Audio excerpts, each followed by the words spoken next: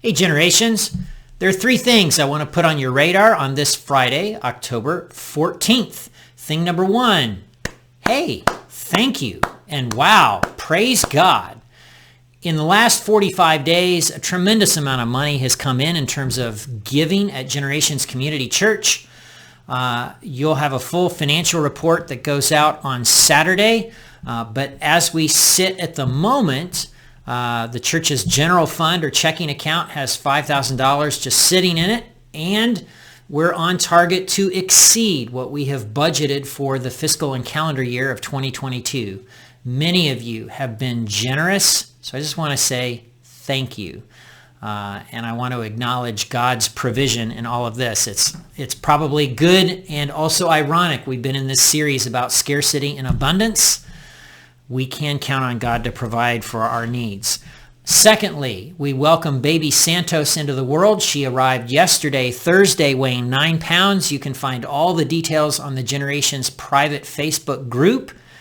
And we're also praying and expecting with Team Holland and Team Hicks as they are expecting babies, right? So we're in the midst of another baby boom. Last but not least, I want to talk to you about live streaming. If you'll remember way back when the pandemic hit, Generations did not live stream our worship services. And we didn't do that for some very practical reasons. We just don't possess the equipment, which costs many thousands of dollars to do that well. So what we did instead is Matt Morris, who was leading worship at the time, and we sat or stood in front of a camera with a good camera and good sound that was run through our soundboard, an abbreviated set of singing and teaching that we felt good, that was good enough to put out on YouTube. But we really put our eggs in the basket of Zoom. So if you'll remember awkward Zoom church, remember that? And so on Sunday mornings, we pulled together everyone using Zoom video conferencing. And we did that intentionally.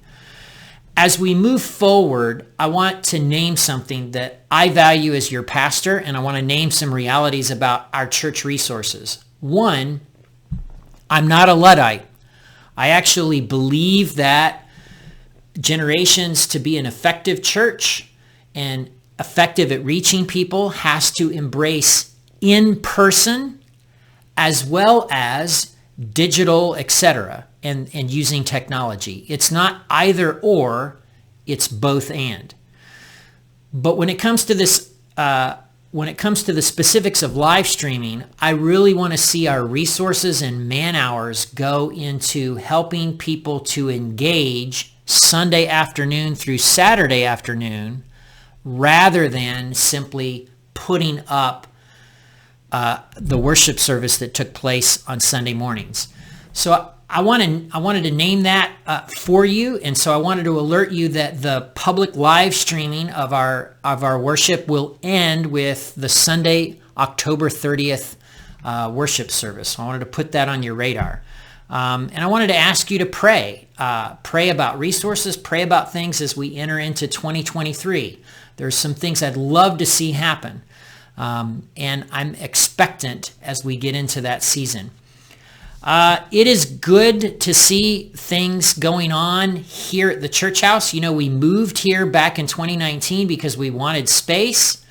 So I want to name this to you as well for the church family. A lot of things are going on now here at the church house. So if you're someone who leads a ministry or plans events, you're going to want to make sure that you coordinate with Shannon Plowman, who keeps the church calendar and the church facility calendar, to make sure that you don't show up and you were expecting to use a space and someone's already there, right? So scheduling the use of church facilities is going to become important as we move forward, particularly as lots of things are going on now in the life of our congregation. So that's it. Those are the three things this Friday. Finances, baby Santos, other babies, and live streaming. So there you go. In a nutshell, I hope to see you in the church house this Sunday as we continue our series, Fear and Faith in Uncertain Times. Are these times uncertain? Woo! They are uncertain. But you know what? God is enough. And there is enough when we trust God.